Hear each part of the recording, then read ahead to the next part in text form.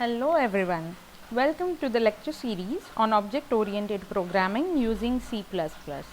I am Gitanjali Mahamonkar, lecturer and research scholar at Department of Computer Engineering, Dr. Babasaheb Ambedkar Technological University, Lonere. This is the fifth lecture in this lecture series titled Expressions in C++.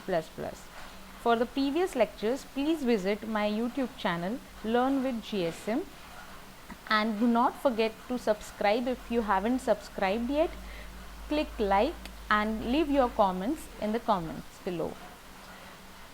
Type of expressions, special assignment expressions and implicit conversions are the topics that I am going to cover in today's lecture. For this I am going to refer Object Oriented Programming with C++ by E. Balagurusamy and Object Oriented Programming in C++ by Robert Laffour. I'll be using online compiler ide.geeks4geeks.org for implementing the programs, if any, during the lecture. You would need a laptop or any machine with internet connection if you are watching this on YouTube, and knowledge of C is preferred but not necessary for learning C++ as an object-oriented programming language. Expressions in C++. Basically, what is expression? It is a combination of operators, constants and variables arranged as per the rules of a language. It may also include function calls which returns value.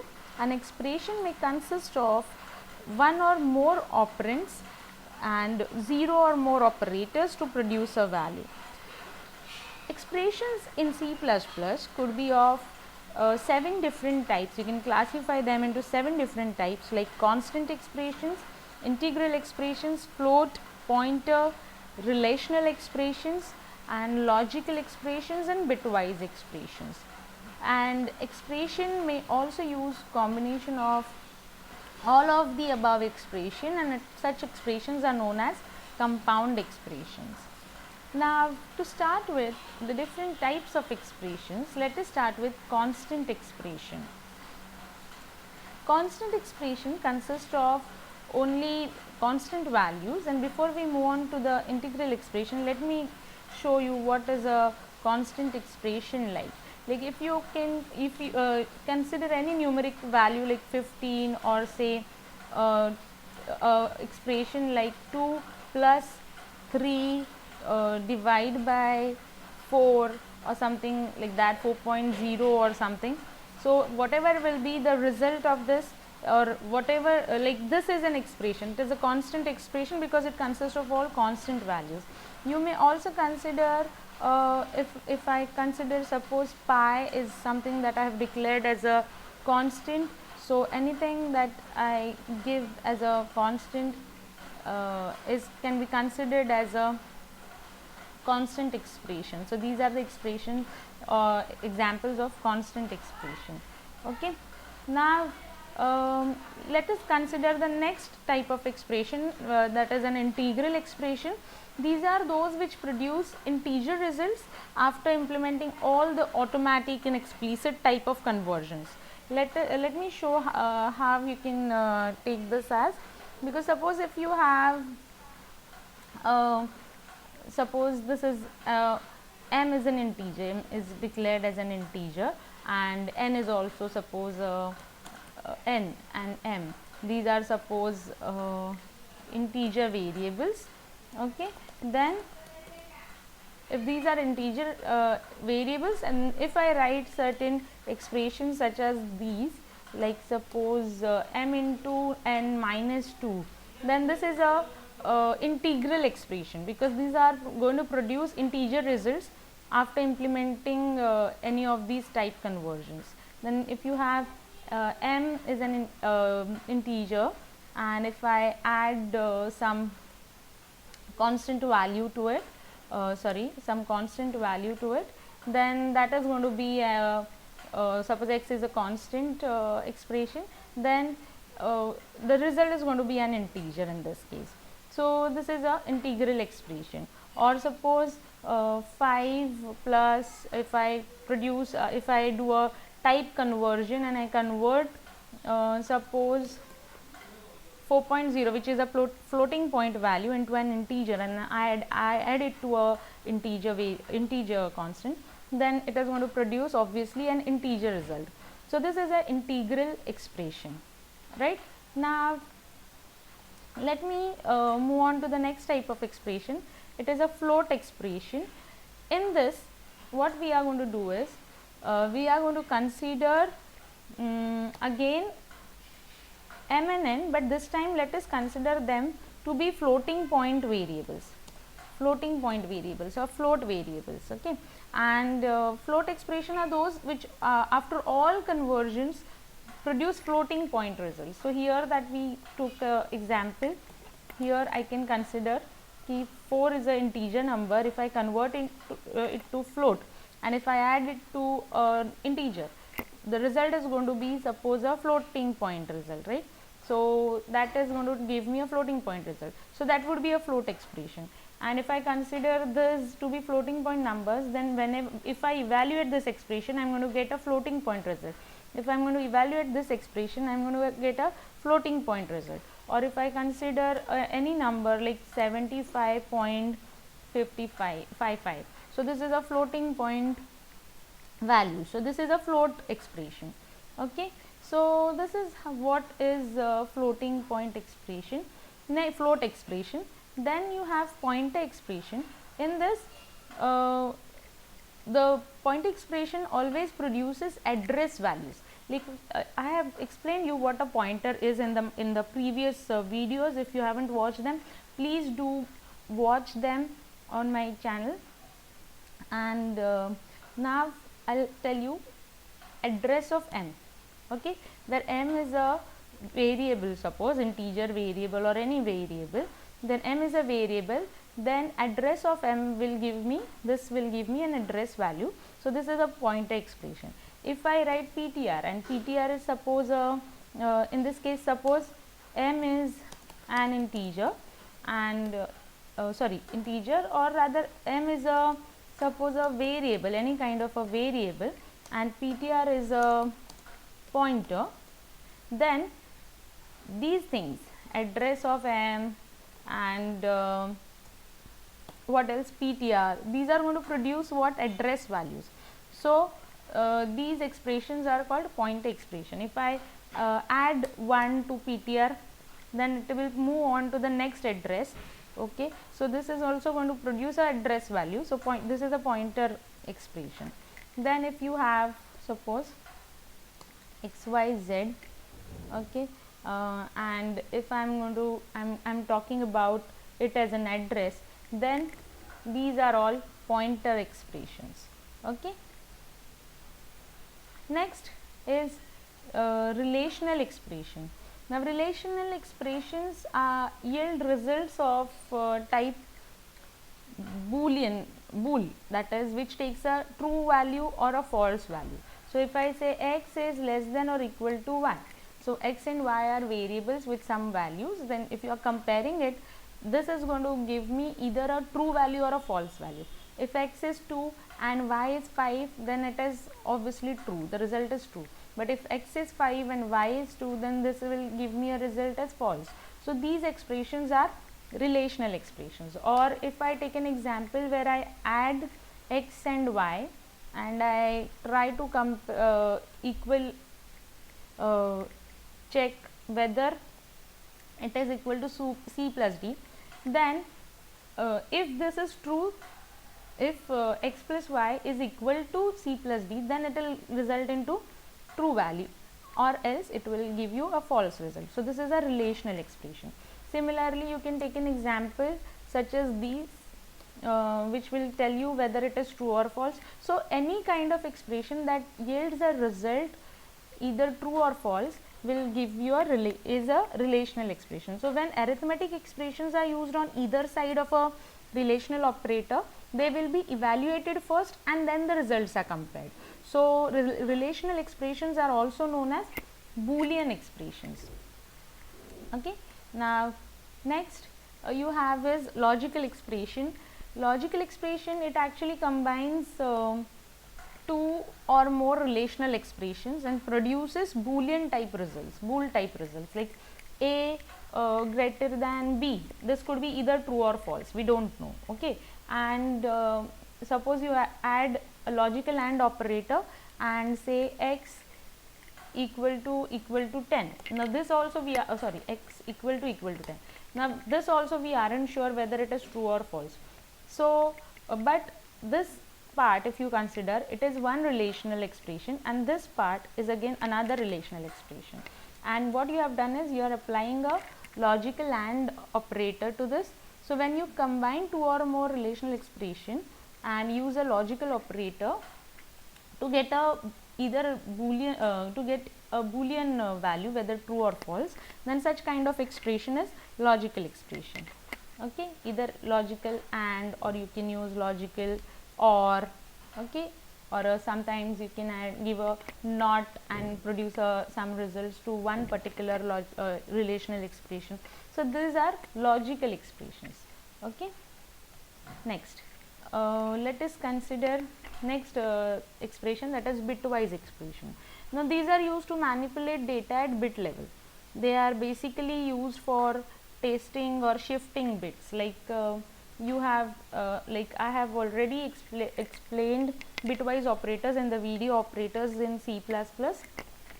If you haven't watched it yet, please go visit my channel and watch it. And bitwise expressions are used to manipulate data at bit level, as I said. And so x left shift 3. So this gives me shift, what it will do is it will shift 3 bit position to the left, and what this is going to do, y,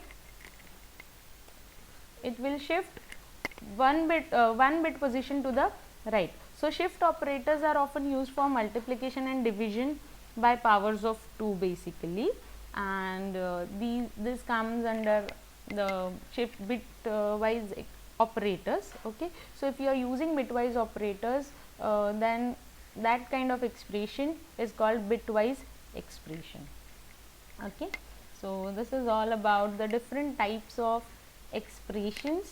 Okay, now there are special assignment expressions like chained assignment, embedded assignment, and compound assignment. These are special assignment expressions.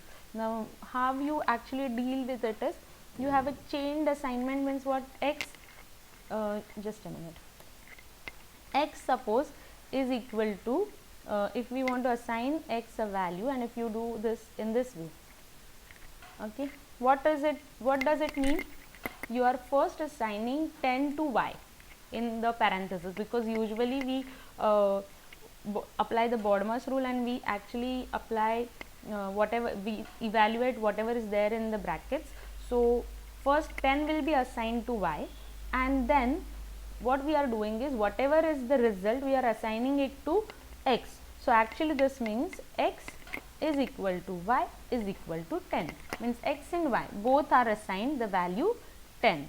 Okay, now this is a chain statement and it cannot be used to initialize variables at the time of declaration. Like you can't you cannot write something like this. Okay, you cannot write this, this is wrong. Okay, but what you can do is you can use in this way, int x is equal to 10 comma y is equal to 10. Okay, this is correct, fine. So this is called chained assignment. Okay, where this one is called chained assignment. This you can do in the next line. Okay, now next was embedded assignment. Okay, embedded assignment in this, if I say, take for example, x is equal to y is equal to suppose 20 and plus 10, something of this sort. So what this mean is, y is first assigned 20, it is an assignment expression, and then you add, what you do is 20 plus 10, you add 10. Okay, and that value is assigned to x. So it is an assignment expression known as embedded assignment. Here the value 20 is assigned to y first, and then the result 20 plus 10, that is 30, is assigned to x. Okay, so this statement is actually equivalent to y is equal to 20 and x is equal to y plus 10. Okay, so what you are doing is you are actually combining these two statements into one. So you are actually embedding this part y is equal to 20 over here. Okay, embedding the assignment statement over here. So this is a special kind of assignment expression. Okay, then the next is compound assignment. Now in compound assignment, what you do is, it is a combination of assignment operator with binary arithmetic operator. So simple assignment statement is what, like x is equal to x plus 10. Okay, but in compound assignment you use the operator, okay, that is binary arithmetic operator, compound assignment operator, plus equal to 10. Okay, so these both statements are equivalent. X plus equal to 10 is equal to x is equal to x plus 10. So both these statements are equivalent. Okay, now this we have also discussed in the video operators in C++, where we studied this operator, okay, binary operator. So if you haven't watched it yet, visit my channel, watch the video. Okay, now next is implicit conversion. Now we can mix data types and expressions. For example, suppose what I can say is, I'll first show you an example here. Suppose x is equal to 2 plus 3.56. Okay, now here it is a valid statement, but the data types are mixed in an expression. So what happens is C++ performs the conversions automatically. Now this process is known as implicit or automatic conversion. What will happen over here is, you will get the result as 2 plus 3.56, that is 5.56. Okay, now the compiler, whenever a compiler encounters an expression, it divides the expressions into sub expressions consisting of one operator and one or two operands. Now for a binary operator, if the operands type differ, the compiler converts one of them to match with the other, using the rule that the smaller type is converted to the wider type. Okay, now for example, if one of the operand is an int and the other is a float, then int is converted into a float, because float is wider than an int. Okay, the waterfall model is taken into this, where you have first char and short are of lesser size, right? So they are converted into int. If int is there, then into unsigned int. Unsigned int is there, and then you can convert it into long int. Long int and unsigned long int, then long int is converted into unsigned long int. If you have unsigned long int and float, then these all above things will be converted into floating point variable. If you have a option ki float should be converted into double or double into float, then obviously double is wider than float, so float will be converted to double. And if you have double or long double, then double will be converted to long double. So what happens is, you convert a smaller type into wider type. Okay, so whenever data types are mixed in an expression, you do this kind of conversion. This is called implicit conversion.